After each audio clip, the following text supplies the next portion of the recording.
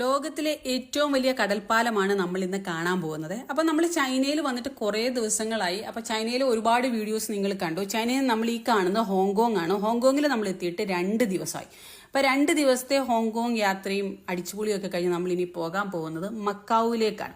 അപ്പം നമ്മൾ മക്കാവുവിലേക്ക് പോകുന്നു. ഹോങ്കോങ്ങിൽ നിന്ന് മക്കാവുവിലേക്ക് പോകുന്നത് ബസ് മാർഗമാണ്. ഇതാണ് ബസ്. ഇതേ ടൈപ്പ് ബസ്സാണ്, ഡബിൾ ഡെക്കർ ബസ്സാണ്. അപ്പോൾ അതിൻ്റെ മുകളിലത്തെ ഫ്ലോറിൽ ഇരുന്നുകൊണ്ട് നമ്മൾ വിഷ്വൽ എടുക്കുന്നതാണ് നിങ്ങൾ ഈ കണ്ടുകൊണ്ടിരിക്കുന്നത്. അപ്പോൾ ഇവിടെ ഞാൻ കൂടുതലായിട്ടും കണ്ടത് ഡബിൾ ഡെക്കർ ബസ്സുകളാണ്. ഞാൻ നോർമൽ ബസ് ശരിക്കും പറഞ്ഞാൽ ഇവിടെ കണ്ടില്ല. ഇനി എൻ്റെ ശ്രദ്ധയിൽപ്പെടാത്തയാണോ എന്ന് എനിക്കറിയത്തില്ല. കൂടുതലും റോഡിൽ കാണുന്നത് ഡബിൾ ഡെക്കർ ബസ്സുകളാണ്. പിന്നെ ഇവിടെ നിന്ന് പറഞ്ഞു കഴിഞ്ഞാൽ നീറ്റ് ആൻഡ് ക്ലീൻ സിറ്റിയാണ്. നല്ല രസമാണ് ഇവിടുത്തെ ഓരോ ടൈം. നമുക്ക് മടുക്കത്തില്ല. ഹോങ്കോങ് ടു മക്കാവു വരെയുള്ള യാത്ര നമുക്ക് ഒരിക്കലും മടുക്കത്തില്ല. യാത്രയിൽ ഭയങ്കര ഒരു നമുക്കൊരു സമയം പോലും റെസ്റ്റ് എടുക്കാനോ അല്ല ഉറങ്ങാനോ ഒന്നും തോന്നത്തില്ല. കാരണം ആ കാഴ്ചകൾ അത്രയും മനോഹരമായതുകൊണ്ട് അത് കണ്ട് നമുക്ക് ഇരിക്കാൻ തോന്നും. അപ്പം നമ്മളുടെ യാത്രയിൽ നമ്മൾ ഈ ഒരു ശരിക്കും പറഞ്ഞാൽ 12 ദിവസമായി നമ്മുടെ ഈ ട്രാവൽ 13 ദിവസമായി നമ്മുടെ ഈ ട്രാവൽ സ്റ്റാർട്ട് ചെയ്തിട്ട്. ചൈനയിൽ കുറച്ച് ദിവസം ഉണ്ടായിരുന്നു. അതിനുശേഷമാണ് നമ്മൾ ഹോങ്കോങ്ങിലെത്തിയത്. അവിടെ നിന്നിട്ടാണ് നമ്മൾ മക്കാവുവിലേക്ക് പോകുന്നത്. അപ്പോൾ ഈ മക്കാവുവിലേക്ക് നമ്മൾ പോകുന്ന ബസ്സിൻ്റെ ഉൾവശമാണ്, നമ്മളിരുന്ന ഫ്ലോറിൻ്റെ ഉൾവശമാണ് നിങ്ങൾ ഈ കാണുന്നത്. നമുക്ക് നല്ലൊരു ലക്ഷറി ആയിട്ട് യാത്ര ചെയ്യാൻ പറ്റുന്ന നല്ല രീതിയിൽ ഫെസിലിറ്റി ഉള്ള ബസ്സാണ് നിങ്ങൾ ഈ കാണുന്നത്. ഇതിൽ നമുക്ക് അവിടെ വരെ യാത്ര ചെയ്താൽ ഒരിക്കലും ഒരു മടുപ്പ് ഫീൽ ചെയ്യത്തില്ല. അപ്പോൾ നമ്മൾ ഇന്ന് ശരിക്കും പറഞ്ഞാൽ നിങ്ങളെ ഈ ഒരു ട്രാവൽ കാണിക്കാൻ, ഈ ഒരു യാത്ര, ഈ ബസ്സിലെ ഈ റൂട്ട് കാണിക്കാനല്ല ശരിക്കും വന്നത്.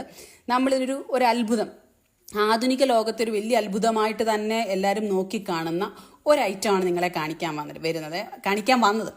അപ്പോൾ ഈ ഒരു ഹോങ്കോങ്ങിനെയും മക്കാവുവിനെയും ബന്ധിപ്പിക്കുന്ന ഒരു പാലമുണ്ട്. ആ പാലമാണ് ഈ സ്റ്റാർട്ട് ചെയ്യുന്ന ഈ ഭാഗം നിങ്ങൾ ശ്രദ്ധിച്ചാൽ മതി. ലോകത്തിലെ ഏറ്റവും വലിയ കടൽപ്പാലം എന്ന് പറയുന്നത് ഈ ഒരു പാലമാണ്. ശരിക്കും പറഞ്ഞാൽ ചൈനയുടെ എഞ്ചിനീയറിംഗ് മികവ് അല്ലെങ്കിൽ ടെക്നോളജിപരമായ മുന്നേറ്റം പലപ്പോഴും ലോകത്തെ മുഴുവൻ അത്ഭുതപ്പെടുത്താറുമുണ്ട്.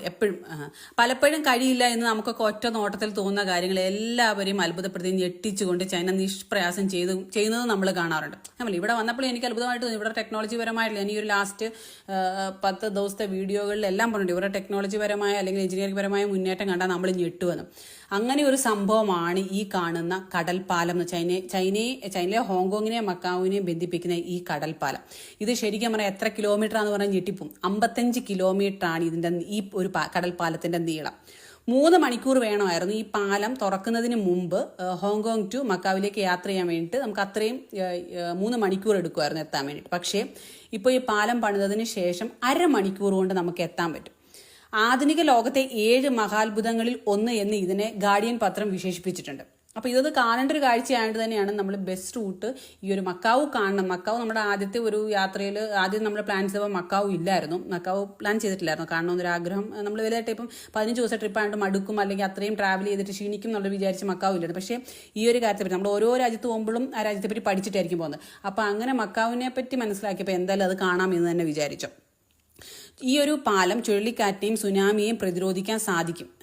നമ്മുടെ ഈ കടൽപ്പാലത്തിന് 6 വരി പാതയിലാണ് ഈ പാലം ഉണ്ടാക്കിയിരിക്കുന്നത്. അതുപോലെ തന്നെ ഇതിന്റെ ചെലവെന്ന് പറഞ്ഞാൽ $2000 കോടി ഏകദേശം 1.48 ലക്ഷം കോടി ഇന്ത്യൻ രൂപ ചെലവിട്ടാണ് ഇത് നിർമ്മിച്ചിരിക്കുന്നത്.